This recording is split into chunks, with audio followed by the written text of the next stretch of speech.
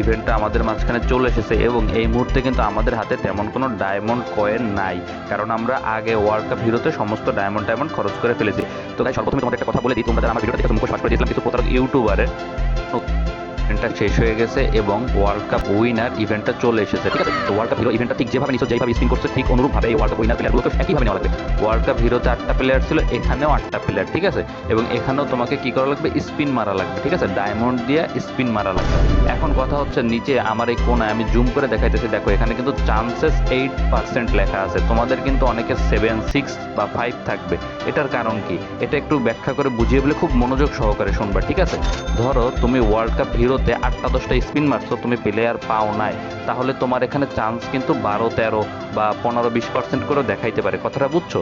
তার মানে তোমরা যারা ওয়ার্ল্ড কাপ হিরোতে স্পিন মারছো কিন্তু প্লেয়ার পাও নাই, তাদের জন্য এটা সুবর্ণ সুযোগ। তারা যদি এখানে স্পিন মারো তাহলে অবশ্যই তোমরা খুব সহজে প্লেয়ার পেয়ে যাবা। কিন্তু যারা ওয়ার্ল্ড কাপ হিরোতে মানে প্লেয়ার পেয়েছো, যাদের এখানে চান্সের সংখ্যা কম, তারা স্পিন মাইরো না, তাইলে ধরা খাবা, ঠিক আছে। এবং এটা হচ্ছে গেম কোম্পানির নতুন ফাঁদ। ভাই আমাদের ডায়মন্ড কয়েন খরচ করতে করতে সমস্ত কিছু শেষ হয়ে গেছে, এখন তো আমাদের কাছে তেমন কোনো কিছু নাই, তাহলে এই ইভেন্টের প্লেয়ারগুলো আমরা কিভাবে নিব? হ্যাঁ, এখানে গেম কোম্পানি ফাঁদ পাচ্ছে এবং আমাদের ইউটিউবাররা, প্রতারক ইউটিউবাররা ফাঁদ পাচ্ছে। তারা তোমাদেরকে বলবে যে কয়েন টপ আপ দিব, ডায়মন্ড টপ আপ দিব, এটার কথা বলে টাকা মাইরে দেয়। হ্যাঁ ঠিক আছে, মিলাপ। তবে আমার মতে ইভেন্টটা নেওয়া একদমই উচিত না এবং ফ্রিতে মানে নেওয়ার কোনো উপায় নাই, ঠিক আছে। সেহেতু টাকা খরচ করা উচিত না ভাই, টাকাও খরচ করো না।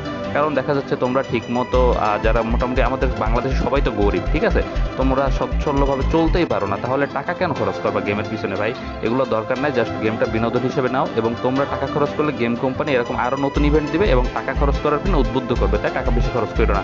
আর কথা হচ্ছে যে তোমরা গেমে বেশি বেশি ক্যারিয়ার বেস খেলবা, এটা হচ্ছে তোমাদের জন্য আমার একমাত্র উপদেশ। ক্যারিয়ার ম্যাচে বেশি ডায়মন্ড পাওয়া যায়, তোমরা যদি বেশি বেশি ক্যারিয়ার ম্যাচ খেলো তাহলে সেখানে কয়েন পাবা। পরবর্তীতে দেখা যাচ্ছে কয়েন দিয়ে ডিপ কিনতে পারো, কিংবা দেখা যাচ্ছে কয়েন দিয়ে প্লেয়ার তোমরা কিনা বিক্রি করে প্লেয়ার ম্যাক্স করতে পারো, ঠিক আছে, এই পদ্ধতিতে। আর ধরো যে ডায়মন্ডগুলো পাবা সেগুলো জমিয়ে রাখবার, ইভেন্ট আসবে, ইভেন্টে তোমরা লেজেন্ডারি এই যে এজেন্ট পাবা, এজেন্ট ব্যবহার করেও কিন্তু তুমি স্পিন মারতে পারবা, ঠিক আছে। তাইলে তুমি কি করবা, বেশি বেশি স্পিন মারতে গেলে তোমার ক্যারিয়ার ম্যাচ খেলা লাগবে এবং ইভেন্ট জেতা লাগবে। এ সম্পর্কে লাইভ ম্যাচের অনেকগুলো ভিডিও আমি দিছি, আর অনেকগুলো ভিডিও তোমাদের মাঝখানে দিব, সেগুলো